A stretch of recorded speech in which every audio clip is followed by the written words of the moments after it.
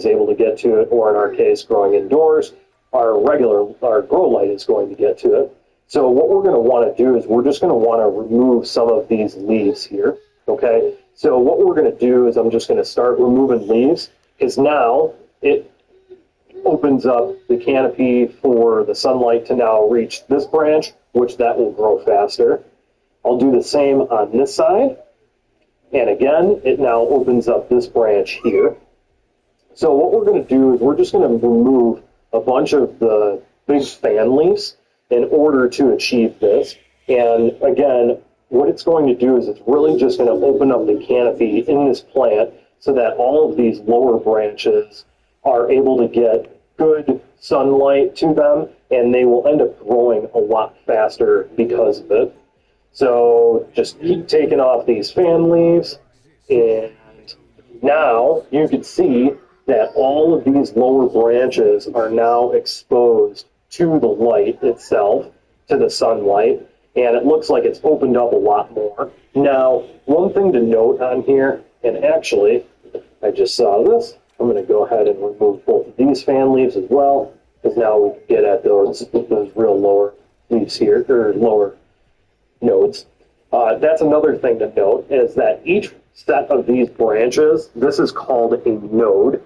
Now, going back a little bit, I wanted to talk a little bit about topping the plant. You don't want to top the plant too early because, again, it is a form of high-stress training, and it will slow the growth down a bit. And if the plant is too young, you run into issues where it might not rebound as fast or at all. So what I like to do is I like to wait until there's at least 4 to 5 nodes. So if we count up, we've got 1 here, we've got our 2nd node here, 3rd node, 4th node, 5th node, 6th node. We got 2 tiny guys right here, which would be our 7th, 8th, and 9th. So I really top this one a little bit later than I normally would, but you'll see. Now, it seems like we took a lot of vegetation off of this plant, and don't get me wrong, we did. You can see it all right here. However, this will rebound very fast. You won't see really any issues with the plant at all, and so we're just gonna allow that to now rebound, and we'll see how these other branches really catch up. Okay, this one we're gonna do some low stress training. Now, there's a couple of ways we can do or go about this. One technique is called leaf tucking, and that's where you're taking the leaves that are normally blocking lower nodes, and you might just bend them down, or you could actually tuck them underneath some other leaves, and what that's going to do is it's now going to open up the canopy and allow that light to now penetrate down to these lower nodes. So if you look at it, you want to get all of your top or your upper fan leaves out of the way and really manipulate it so it could kind of open up the lower canopy here. So this one here, I see that we got another node coming up here. So what I'll do is I'll take this leaf here and I will go ahead and tuck it underneath that node. Now, if you look here, what's going to end up happening is now the sun is, or our grow light's now able to penetrate down, give this node some more sunlight where it'll actually be able to grow up, and it'll catch up to the other nodes here that are a little bit higher up. So I'm going to do the same thing again with this one. So we've got our node right there, and I'm just going to go ahead and take this lead, and I'm going to tuck it under that. And now, if you look at it, this has now exposed these nodes down here. It has exposed these nodes here, and it's exposed these nodes and these ones as well, too. So now, if you look, we have a much more open canopy, much more open where the grow light is able to penetrate down and hit all these nodes with light, and they will grow up faster. What we're looking for is we want all the branches to be at the same level. If we're able to achieve that, we'll get a lot more bud growth. All of these sites will create buds. Each one of these sites will create buds. And so we'll have more buds, and you'll notice as you grow, the more intense light at the top will create bigger buds, whereas lower, where you don't have that light penetration, you're going to get much more leafy, larvae, airy buds that aren't dense at all, and it's just not really what we're looking for. So these are the two techniques. One thing to note that when you are doing the leaf tucking here, sometimes the leaves will want to come undone, and so you might have to go in there maybe a couple times a day and just check and retuck these leaves in as well too. So another thing that we can do with low stress training as well, and these branches aren't quite long enough, but I like to use just this gardening Velcro. I don't know really what to call it, but I think it's a gardening tie, and you can use it with a bunch of different things. I like to use this one that's Velcro because once I transplant out of these hard pots, I go into fabric pots, and this will actually adhere straight to the fabric pot and will stick to it, so it's really nice. But typically what we would do is we would just take that garden tie, and we could take everything, and we could just, we could even take a whole plant and bend it over, and now it's exposing all these other lower plants, or other lower nodes, and they'll grow up. Also, this apical meristem, if it's a little bit lower, the plant knows that, and it'll realize that it is now lower, and it will move those growth hormones throughout the plant a little bit more and distribute them a little bit more even. So in a situation with this plant where it's now topped, you'll see the two tops start growing, and then what I'll do is I'll typically tie those back, and again, it opens up the canopy and it allows all these lower branches to really catch up. So those are the two forms of training, and they do a lot for yield. I mean a lot. It's one of the most important things that you can do to increase your yield. All right, folks, so that's the two training techniques that I wanted to demonstrate today. Now, one thing I did forget to mention is that each one of these leaves you want to look at as a solar panel for your plant. It's getting that sunlight and it's creating energy for the plants. So by not removing the leaves, the plant should actually grow a little bit faster. So I'm really hoping that this plant is going to catch up to this plant. One thing I did do off the camera is I took all the leaves and I cut them up, and then I put them on top of the soil. That's referred to as a chop and drop, you may have heard. But what it's going to do is it's actually going to create a mulch layer on top of the soil where it'll keep the top of the soil moist, and that's really good for our beneficial bacteria and microbes so they continue to break things down. And they'll also break these leaves down and turn that into nitrogen. So it's a bit of a regenerative process. So I really hope you enjoyed everything today, found it educational. Let me know if you have any questions in the comments below. Please hit that like button. Please subscribe, and leave some comments below. I really want to know what you guys have grown on in your gardens, so please share that as well. As always, until next time, let's keep growing together.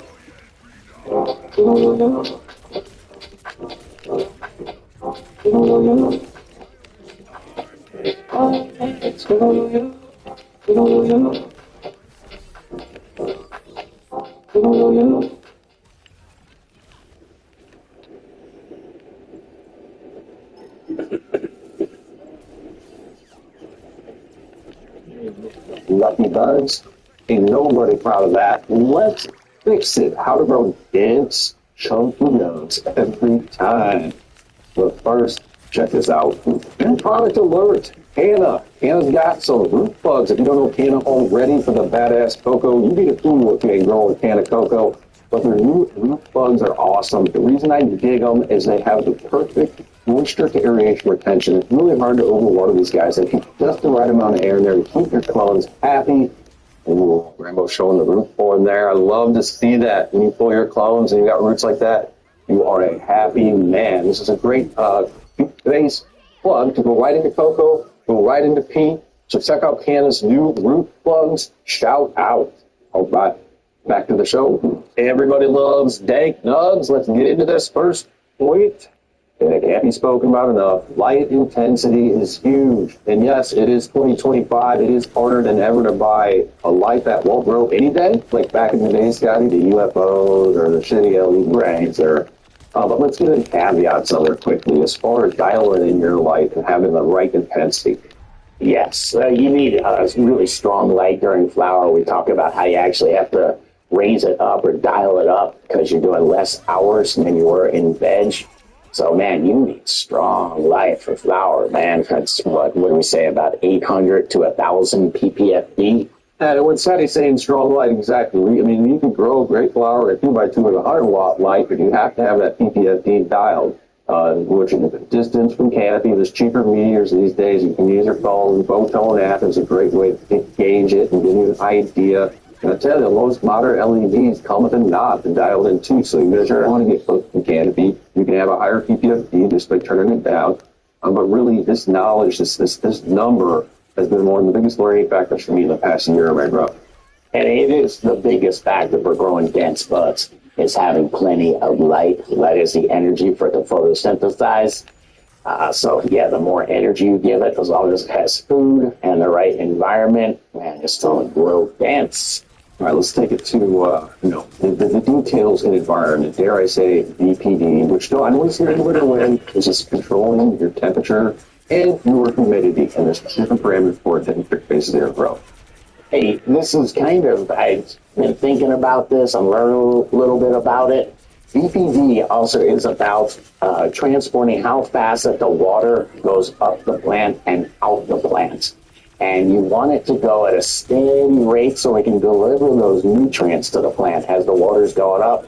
You get it too fast and you get this nutrient imbalance where the nutrients just can't keep up with the amount of water that's evaporating out of the plant or transpiring out of the plant because of imbalances.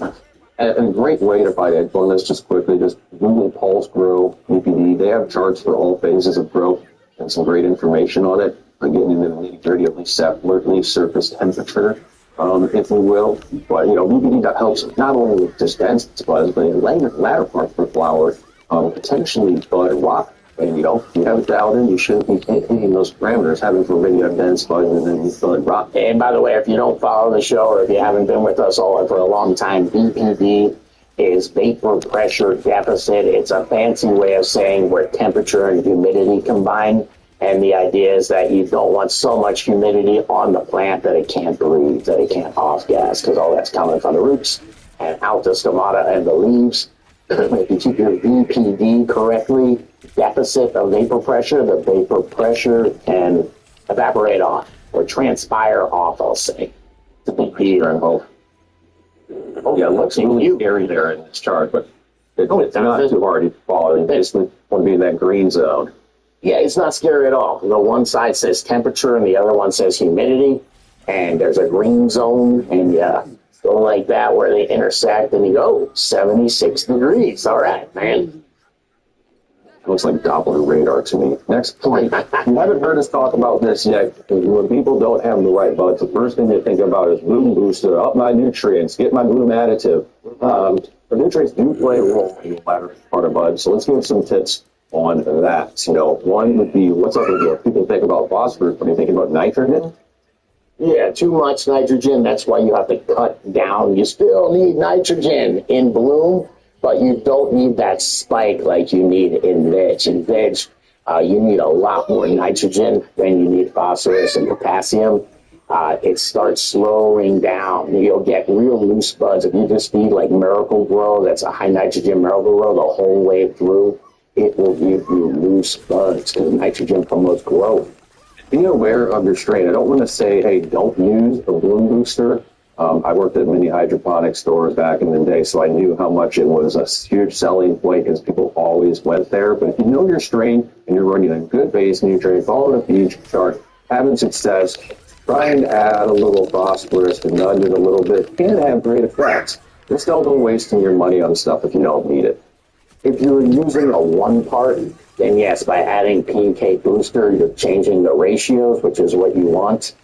For the most part, you're doing that when you're using bottled nutrients, you're changing the amount that you mix. So you should, in theory, I don't see why you would need a bloom booster. But that's just my thoughts on it. Because it sounds good. It sounds sexy. It's a booster, man. They should call it Blue Turbo. I'd buy more of it. What was the most expensive moon booster you ever seen? It was like $500 a gallon, maybe something like that. They were expensive, and you can't help but think it was a profit center for them. Yeah. Quick bonus pro tips from that here. Silica is also a great additive in balloon up to a certain point. Some growers use it all the way through. I use it all the way through about week 7 or 6 on a 9-week strain. Silica is deposited. Sorry, I just got to interrupt. The silica is deposited in the cell walls. It's what the plant's made out of. You can't flush silica out. But it is great for growing heavy buds. The plant, these things are alive and there's a whole ecosystem. And when the plant is bending down with a giant bud, it's about to break the stem. It goes, now don't send any more energy to that bud. That bud's big enough, there's going to be a problem if it gets any bigger. So it redirects that energy. Silica makes those stems really strong. So it says, this thing's not going to break. Send more to it. Bigger buds. It's maybe more of a newbie tip quickly, but don't harvest too early. I've been there. Damn, that plant had another 10 days actually. So be patient, be scoping, and know when your strains finish. Sesquiterpenes. That sounds like something Joey Diaz would say. No, but seriously, a lot of the terpenes, those earthy and musky ones, I was just learning about this very recently, but come on at the end. So yeah, you don't want to harvest too early. You will not get that complex, nuanced taste. Lastly, whole other subject, but be topping, be training, man, and be defoliating and be lollipopping. There's a lot of trimming that goes on the first month of flower, especially taking out that main pole. Instead of having one big dense bud, be nicer to have a whole bunch of dense buds across the canopy spot. Pushing that plant energy across the canopy. Yeah, going in veg and just making sure exactly right, diverting that energy to the bud. So you're not to get all that larf on the bottom. All that is stealing energy as it goes up the plant to that giant cola. Hey, last but not least, I know I keep saying this, I can't forget genetics. Let me throw genetics in quickly. Some genetics aren't as dense as others.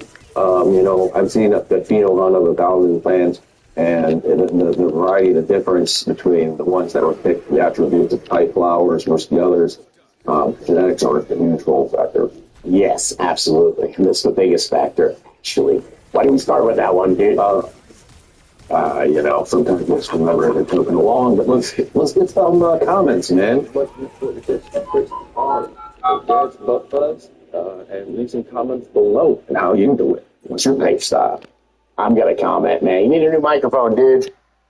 All right, come on, man. If you dug this video, hit the like button, hit the subscribe button. Talk about this one with another grower you know. And check out the other couple videos YouTube's recommended.